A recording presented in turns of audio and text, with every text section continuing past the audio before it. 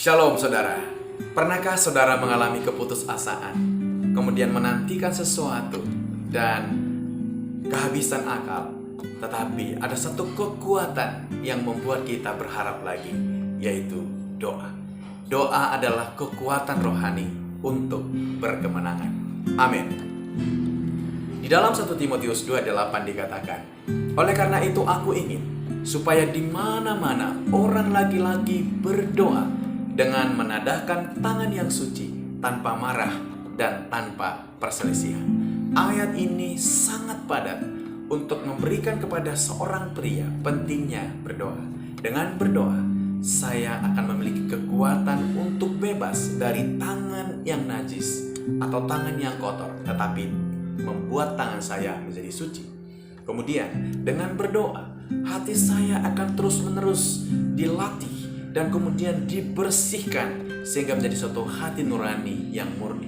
Dengan berdoa juga saya akan menerima sesuatu kedamaian yang luar biasa sehingga saya siap untuk menghadapi setiap bentuk perselisihan, entah itu dengan orang, dengan situasi maupun segala peristiwa.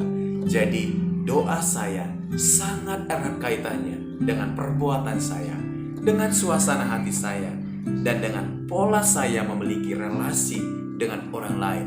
Siapakah itu? Dengan pasangan saya, dengan anak-anak saya, dengan orang-orang yang terlibat di dalam pelayanan, pekerjaan, atau relasi saya di keluarga besar dan komunitas berikutnya.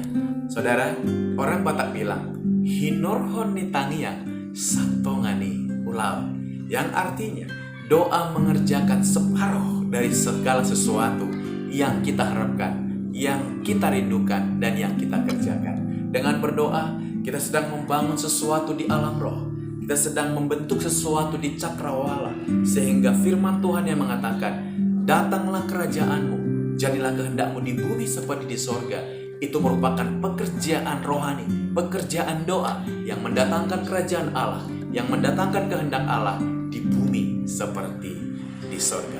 Saudara, namun banyak orang yang tetap berdosa, yang tetap memiliki kemarahan di dalam dirinya, yang tetap bisa berselisih dan mempertahankan perselisihan terhadap orang lain, tetapi katanya masih bisa tetap berdoa.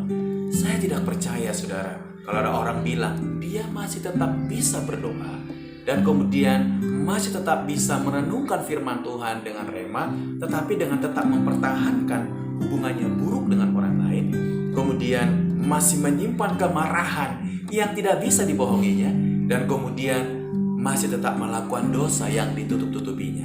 Saudara, Tuhan akan membukakan apapun yang kita simpan, apapun yang kita katakan di dalam bilik, itu akan dinyatakan di atap-atap rumah. Saudara, takut akan Tuhan adalah permulaan pengetahuan. Amin.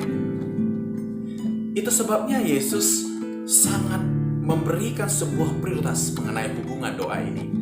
Di dalam Matius 5 ayat 22-24 dikatakan, barang siapa yang marah terhadap saudaranya, ia harus dihukum.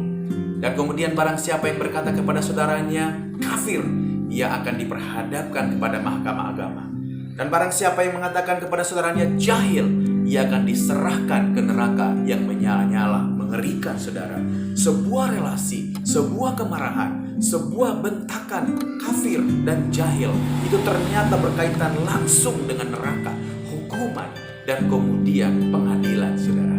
Saudara dikasihi Tuhan, kita perhatikan bahwa Yesus sangat menghargai hubungan, sehingga dia berkata, sebab itu jika kamu mempersembahkan di atas mezbah sesuatu, tetapi engkau teringat akan sesuatu yang ada di hati saudaramu terhadap engkau, tinggalkan persembahanmu itu.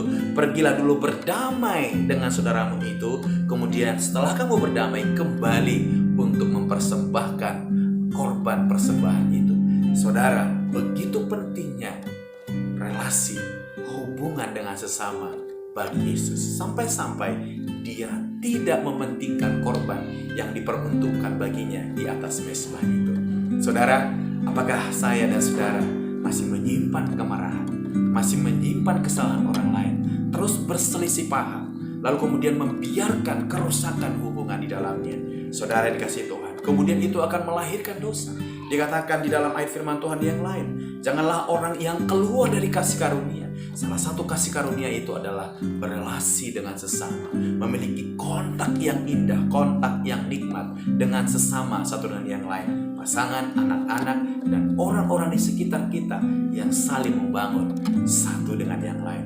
Adalah suatu kerugian apabila saya terus-menerus berdosa, terus-menerus marah, dan kemarahan yang meluap-luap, dan kemudian terus-menerus berselisih dan tidak pernah berdamai. Itu akan mempengaruhi kehidupan doa saya. Saudara, jangan mau rugi, jangan mau kehilangan berkat oleh karena kemarahan, oleh karena perselisihan dan dosa yang terus-menerus. Karena Yesus sudah menyelesaikannya di kayu salib. Di dalam doa kita temukan kedamaian yang melampaui segala akal, dan kita temukan kekuatan untuk berkemenangan. Sebuah statement mengatakan, orang yang berdoa pasti tidak suka berdosa, tetapi orang yang suka berdosa pasti tidak suka berdoa. Berarti suka berdoa akan membuat kita tidak suka berdosa, dan suka berdosa akan membuat kita tidak suka berdoa. Semakin saya tidak berdoa, semakin suka berdosa. Semakin saya suka berdosa, semakin tidak suka berdoa. Jadi saudara, doa adalah kekuatan berkemenangan. Jangan mau rugi, jangan tinggal diam. Raih berkat bersama Yesus dalam sebuah doa yang nikmat, intim dengan Tuhan. Tuhan Yesus memberkati. Shalom.